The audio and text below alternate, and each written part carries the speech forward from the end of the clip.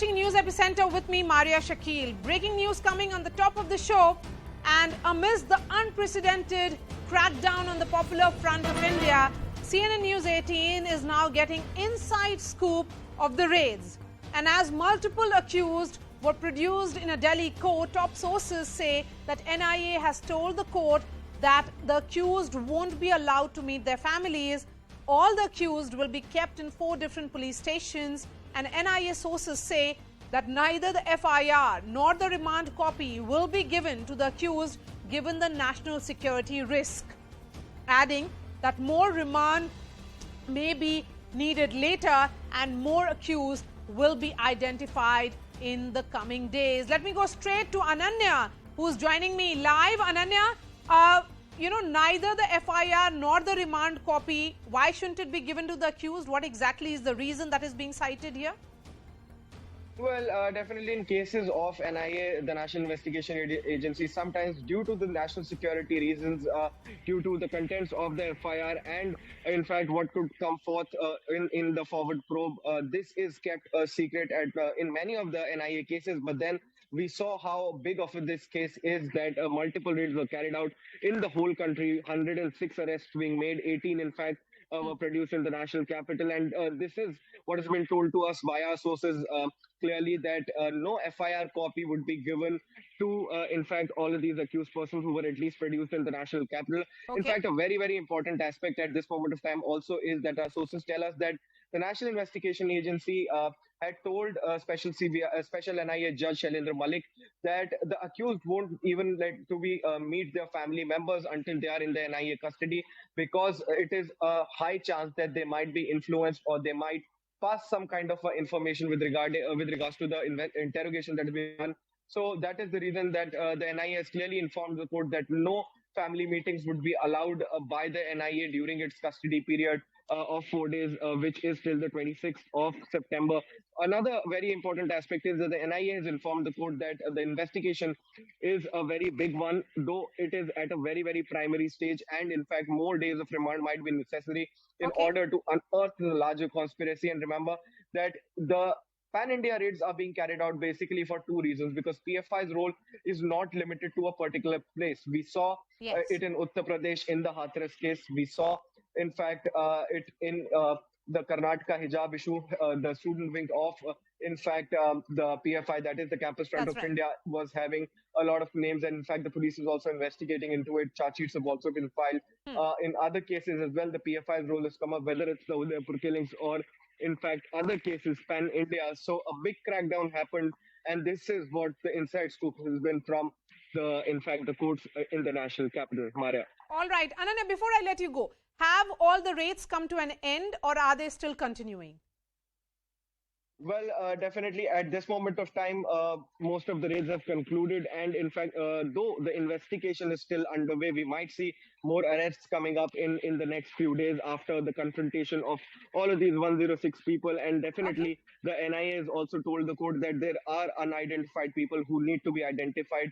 And that's the reason why 4 days police custody remand has been sought and interrogation would be carried out. And all of these 18 accused persons who have been arrested in the national capital would, might be confronted with each other as well in order to unearth the larger plan of the Popular Front of India. Maria. All right, thank you so much. And this is all clearly heading towards what is almost certain now, that it is going to be banned. Let me share some more exclusive details.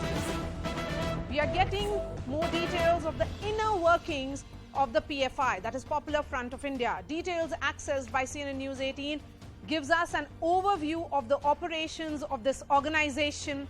First is the core leadership. This is the core leadership, which is headed by Chairman OMA Salam. There is also the Vice Chairman here, Mr. E.M. Abdul Rahman, and General Secretary Anis Ahmed. And Anis Ahmed in many ways was a spokesperson of the Popular Front of India, was seen on multiple occasions holding press conferences as well. Then the second in the hierarchy are the 3 secretaries. They are VP Nasiruddin, Afsar Pasha, and also Muhammad Sheikh.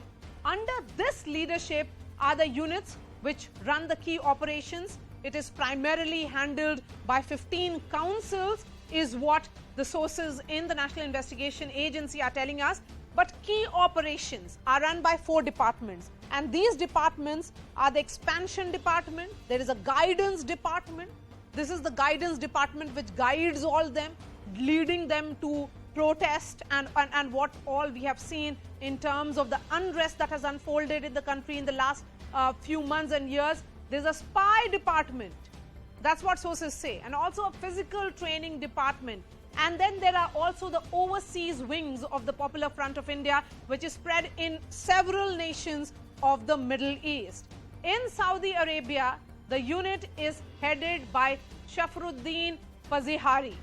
There is a unit also in United Arab Emirates, which is headed by Naushad Badruddin. Another unit in Oman is headed by Ashfaq. Another unit that we are told is in Qatar, which is headed by Dr. Taj. There is also a unit in Turkey, and all these units have been working towards creating that unrest that the National Investigation Agency is now clearly highlighting. So that was the big breaking news on our top story, which has been, panning out throughout the day. At 7 a.m. this morning is when the raids began. Shifting focus now to the Congress presidential poll saga.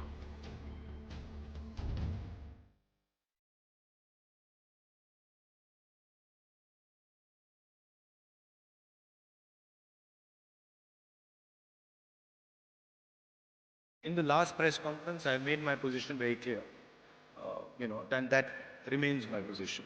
I mean, I've explained it multiple times. Just take a look at the last press conference. You'll see exactly what I said.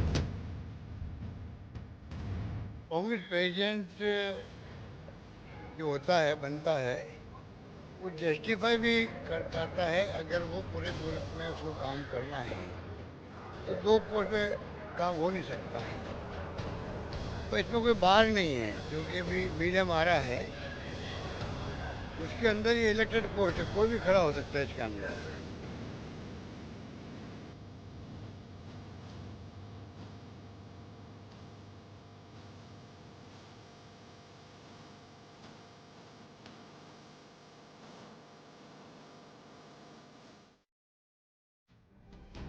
The upcoming elections for the post of the Congress president would certainly be historic.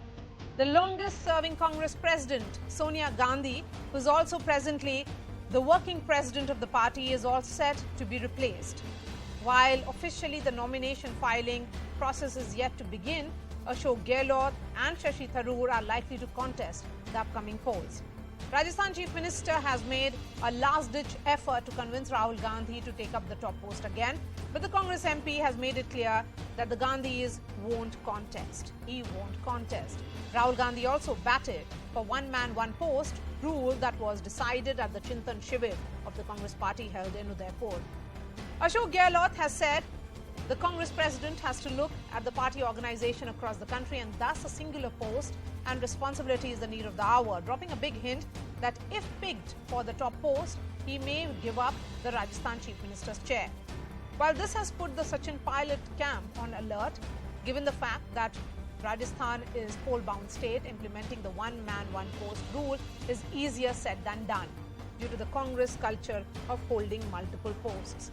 Sachin Pilot, remember, served as Rajasthan Congress Chief and also Deputy Chief Minister.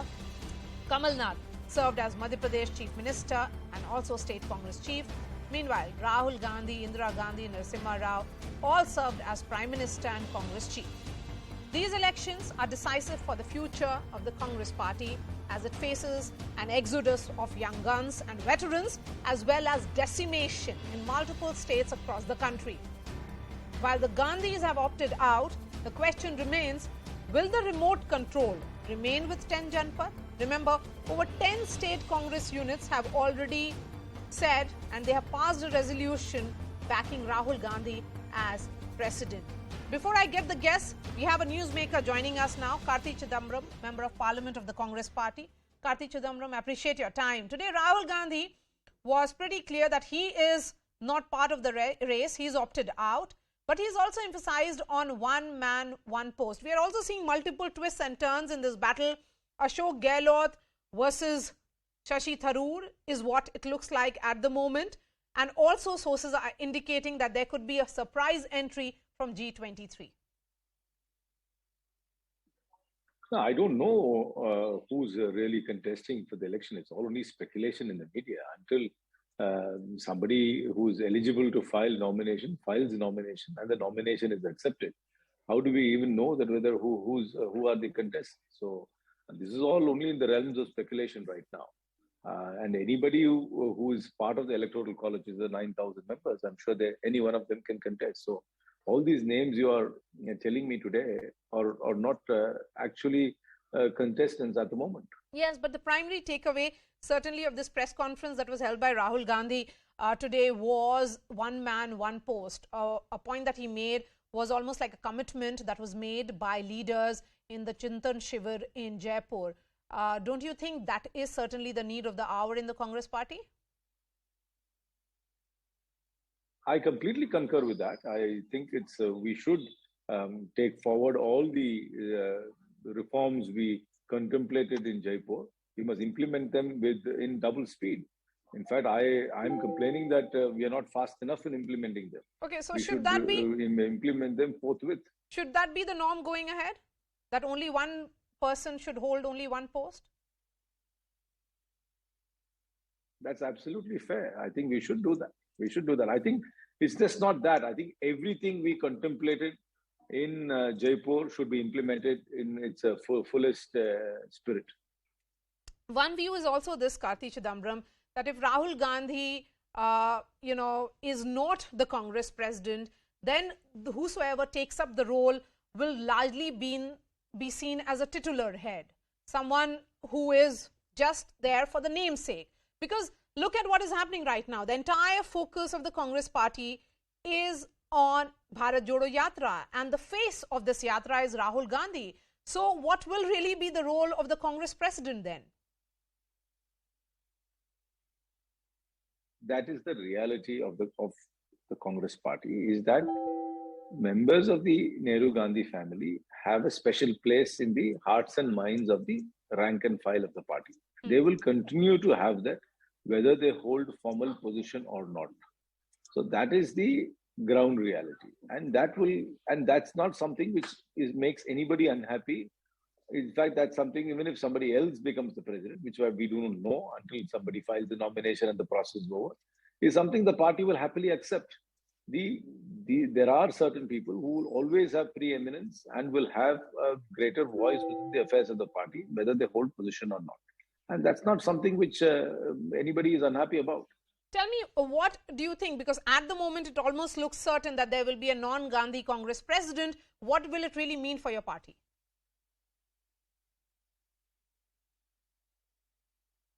See, the fact is that we're having an election is a step in the right direction. Whether this is the perfect process, whether we have completely perfected this system, I can't say right now. I think this is many more reforms can still be taken place in the whole process. But this is better than nothing.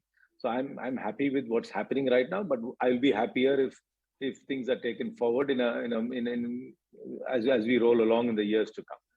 As I said, this whole focus on who is the president is as if that alone is going to solve all the issues we're facing. In my opinion, is not the right way to analyze things. We really need to take forward a lot more structural reforms. We need to sharpen the message we are taking forward, and we must have mass contact and communication. And we can't put this entire onus on a former president or the current president or a future president. This has to be an organizational thing. I mean, while I understand the importance of the president, that alone is not going to solve all the issues the Congress is facing today. I mean, we have opened up the process. Whether whoever becomes the president, I still believe the cadre also want the Nehru Gandhi family to have if I may use the word, an outsized role in and an outsized influence within the party. And that's something which the rank and file accept and welcome. So that's not something which is against their will in any form or manner. But can the Gandhis really give up control over the Congress party? So in many ways, it is being seen whosoever wins, and Ashok Gehlot in particular, he will be seen as the remote control will be with 10 Janpath. I don't think that's a demand from anybody. I don't think that's a demand from anybody at all. I mean, who's making the demand? Nobody within the party is making the demand. Who's making the demand? What everybody else says is we need structural reform. I mean, I'm one of them who says we need structural reform. That does not exclude the Nehru Gandhi family, which I think is, I mean, the socio-economic structure of South Asia is there are families which seem to have preeminent roles within political structures, and that is the social reality of South Asia. It's not a unique phenomenon only to the Congress party. All right, Karthi Chidambaram, I appreciate your time. Thank you so much for joining us. Let me bring in my guests. Charu Pragya, spokesperson of the BJP, Dr. Anshul Avijit, spokesperson of the Congress. We also have Professor Sanjay Kumar, professor of CSDS, and Rashid Kidwai, senior journalist and author. Professor Sanjay Kumar, beginning with you, one man, one post is something that Rahul Gandhi says should be followed, but Mr. Gehlot seems very reluctant first for, taking up the role of the Congress chief, and certainly warns the question of Chief Minister of Rajasthan decided by the MLAs.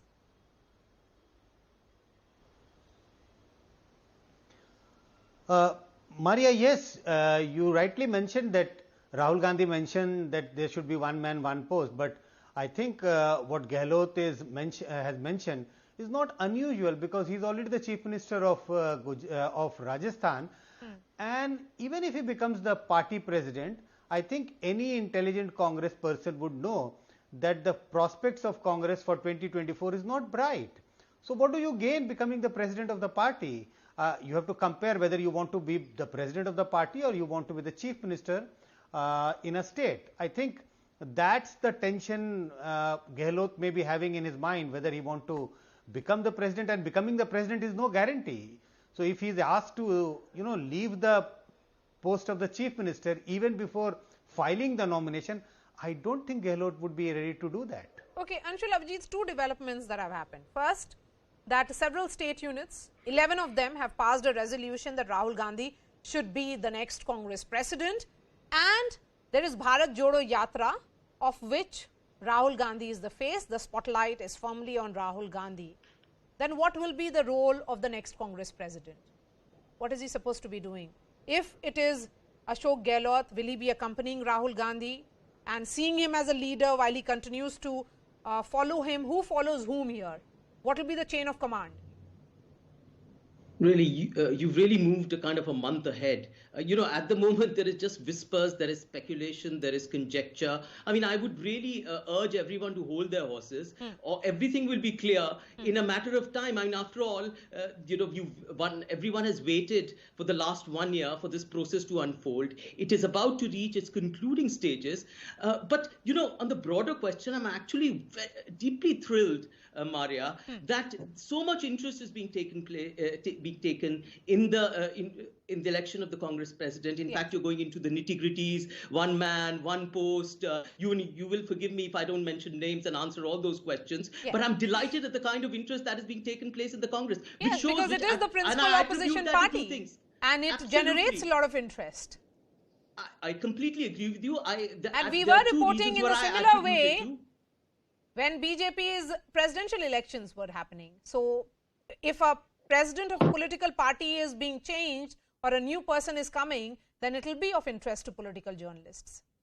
Yeah, that is my point. Yes. That why there is so much interest in the democratic process of electing a Congress president when there is no democratic process in other parties of electing their president. So I attribute that interest, not just among you and the members of the media, but in general around the country. And I'm absolutely thrilled about it. It's a transparent process. You should take interest. You should ask all the right questions. You are doing that. Okay. I cannot answer all those kind of questions. Enough. But I Charu will say Pragya, why is the BJP interested so much in Congress party's internal elections?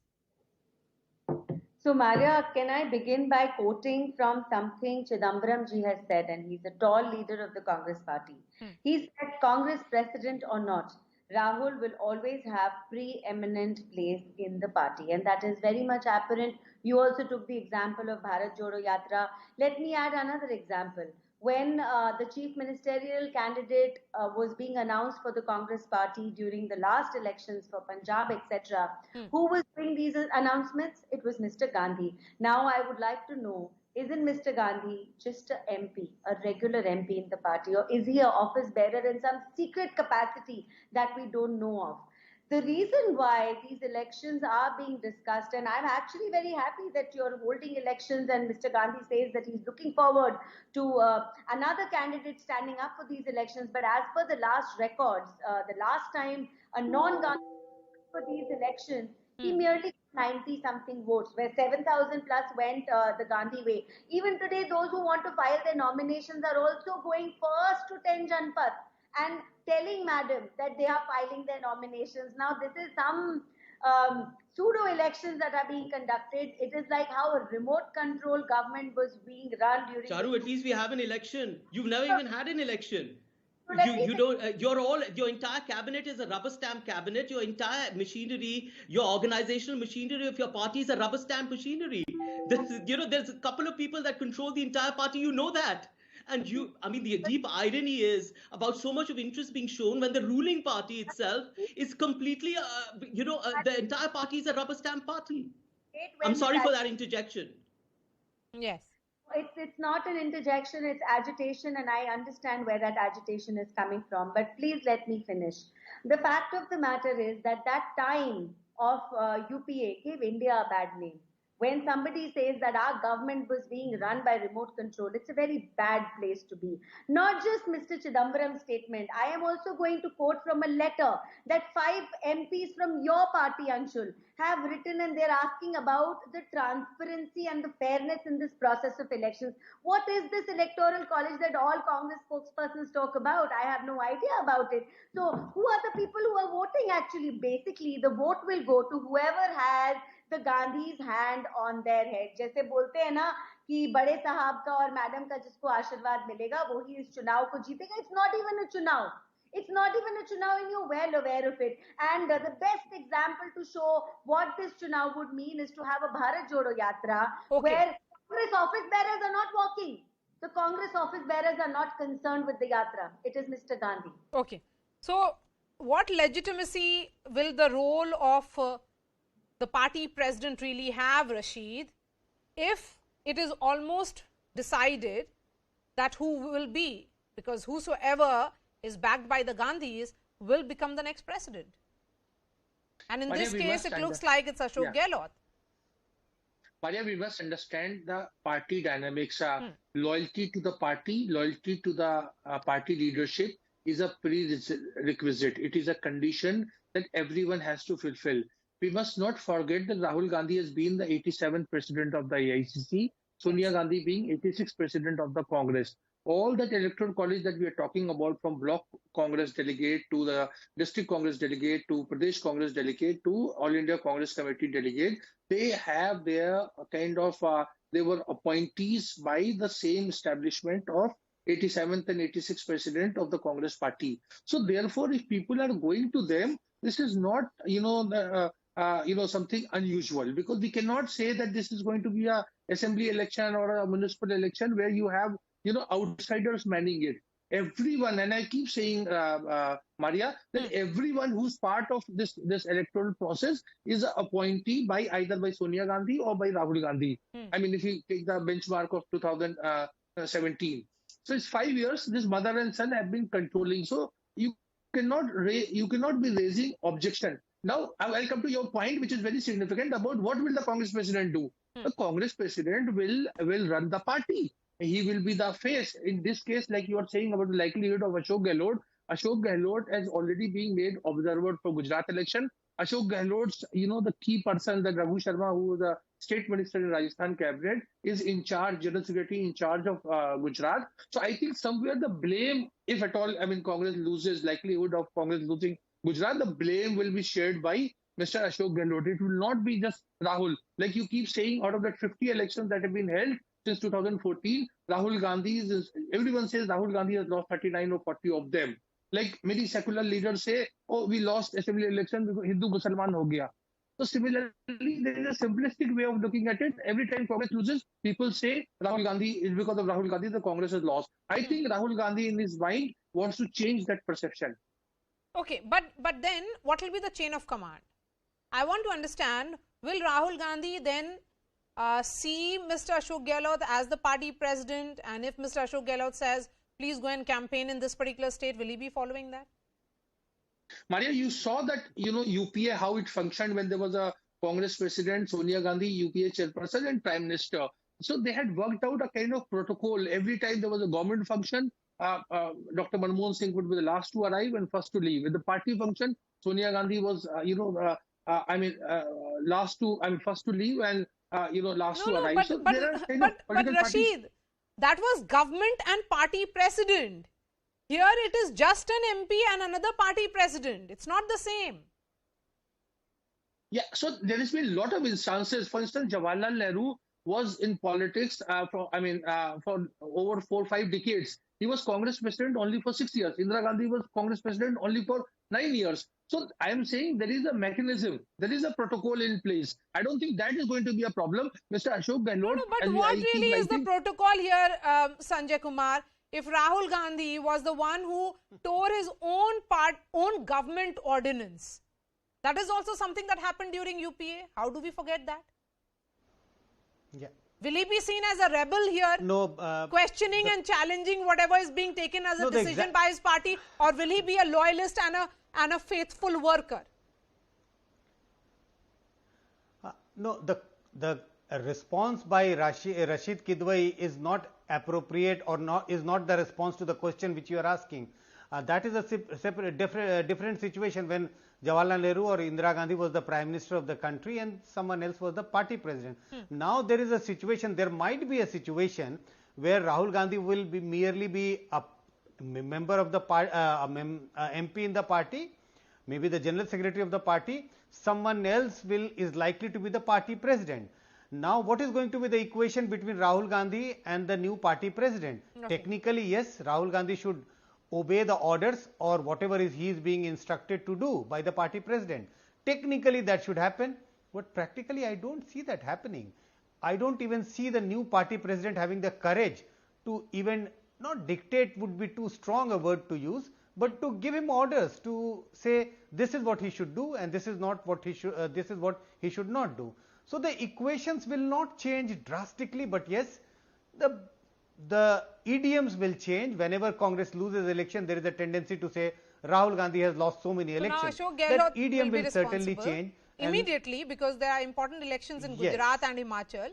But Anshul Aviji, the point being made here is of the larger structure that we have seen. It was all right that in UPA you had a different role of the party and of the government and also of Rahul Gandhi, who was tearing his own party's ordinance, but on his own government ordinance. So, but here Rahul Gandhi is now out of the shadow of his mother. He is a leader in his own right and someone who is clearly the face of the Congress party right now. Then will Mr. Gehlot be a rubber stamp Congress president? Oh. What you're all of you attempting to do is foreshadow fate. I mean, that is fraught with danger. None of this has happened and you're already concluding it. The thing about the Congress president and leadership, I think this is a very interesting discussion. You must remember that a very good example of that is in the 1920s, 30s and 40s, whose moral authority could not be challenged, whose political authority could not be challenged in those decisive years. It was Mahatma Gandhi, and he only became Congress president in 1924, just one single year. So there is a Congress president and there is a wider leadership of the Congress party. Now the two align, there is a harmonious alignment, that the two work hand in hand. I mean, there is no contradiction between the two. Okay. Why can't you have a Congress leadership and also a Congress president who looks after the basically what Anshul is saying here is, don't put the cart before the horse. Let's wait and see how the equation evolves. And if I can just add and ask this to Anshul, how will the Gandhis be treated? Suppose, first of all, you're right, let's not be preemptive. I am actually not very hopeful that a non-Gandhi is going to be elected, selected, coronated as the next Congress president. But just in case, some non-Gandhi is selected this time, will they be treating Mrs. Gandhi and Mr. Gandhi as mere MPs, or will they be Charu, figureheads? thank you so much for your gratuitous concern. I'm very moved by it. Let the process take place. There is an indictment that is continuous. I mean, the BJP is not answering any questions at all. The entire government is a rubber stamp government. There was one person who took the decision of demonetization that wrecked the entire country. Mr. Nadda does not even know what's going on in the party. Can he take sovereign decisions of his own? And you're completely this kind of slings and arrows towards the... Like the other MPs, will they be treated differently? All right, let's see how events unfold, because it's also certainly speculation right now that it is going to be Ashok Gehlot versus Dr. Shashi Tharoor. Yes, Rashid, 30 seconds to you. You are certainly someone who has a ringside view of what is happening there. Maria, I think this debate is about, it has a lot to do with the ignorance about the Congress party. The Congress party has a party constitution and has a legislature party, that CPP constitution. There are two different constitutions. If we are going to discuss this, whether, of course, Mr. Ashok Gehlot or whoever will preside over CWC meeting, will preside over the ICC session. Presiding over meetings doesn't really mean that he will have that authority. No, are you saying, Maria, are you saying that, if Mr. Rahul Gandhi walks in, do you think Mr. Ashok Gehlot will stand up and greet him? Right. Are you implying that? All right, Rashid. I'm not implying anything. I'm just trying to understand what will change if it is a non-Gandhi Congress president. Thank you so much for joining us, Rashid Kidwai, Professor Sanjay Kumar, Dr. Anshul Avijit, and Charu Pragya. We're slipping into a short break, and after that, we will be speaking to 3 influential Muslim leaders who actually were present in that outreach that was carried out by RSS Supremo Mohan Bhagwat. That and much more when I return. So stay tuned.